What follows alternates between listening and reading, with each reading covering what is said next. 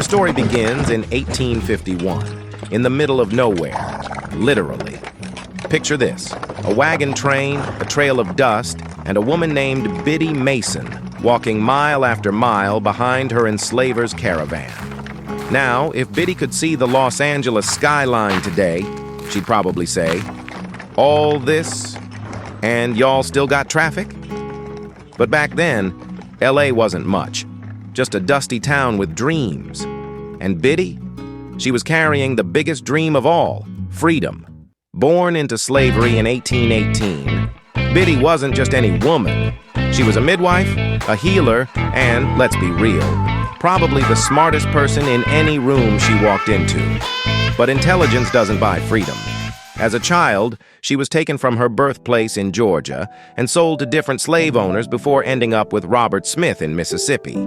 She never learned to read or write, but that didn't stop her from becoming one of the most respected healers in her community. Now, Robert Smith wasn't exactly the brightest candle in the chandelier. He got to California, realized, slavery ain't legal here, and instead of setting Biddy and the others free, he hatched a plan to smuggle them all to Texas, where slavery was alive and well. Smooth move, Robert. Real smooth. But word got out. Some local abolitionists heard about Robert's little getaway plan and said, "Not on our watch." They helped Biddy file a petition for her freedom. The problem?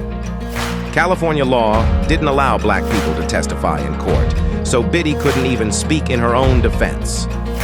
But she wasn't about to let that stop her.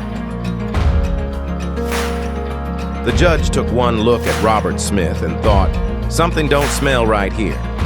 After hearing the facts, minus Biddy's own voice, because again, 1850s America, the judge ruled in her favor. And just like that, Biddy Mason walked out of that courtroom a free woman. Now, being free in 1856 was great, but it didn't come with a welcome package. No money, no home, just the clothes on her back and a heart full of hustle. So what did she do? She got to work.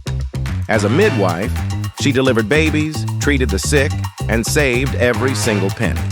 Then came her biggest move yet. In 1866, when most people thought investing in land was a fool's game, Biddy took her life savings and bought her first piece of property in downtown LA. People probably thought she was crazy. "Biddy, why you buying dirt?" But oh, that dirt would soon be some of the most valuable land in the city. She kept buying land, turning pennies into dollars and dollars into an empire. By the time she was done, she had amassed a fortune worth $300,000, which today would be in the tens of millions. The richest woman in Los Angeles wasn't a socialite, wasn't a movie star. She was a formerly enslaved black woman who played the long game and won. But Biddy wasn't just about stacking paper. She was about giving back. She opened the First African Methodist Episcopal Church, LA's first black church, and spent her fortune feeding the hungry, sheltering the homeless, and taking care of the sick. The woman had a heart as big as her bank account. Today, you can walk through LA and find Biddy Mason Park, a small but powerful tribute to a woman who built a legacy from the ground up. From enslaved to self-made, her story isn't just history, it's a blueprint. Because if Biddy Mason could turn struggle into success, just imagine what you can do.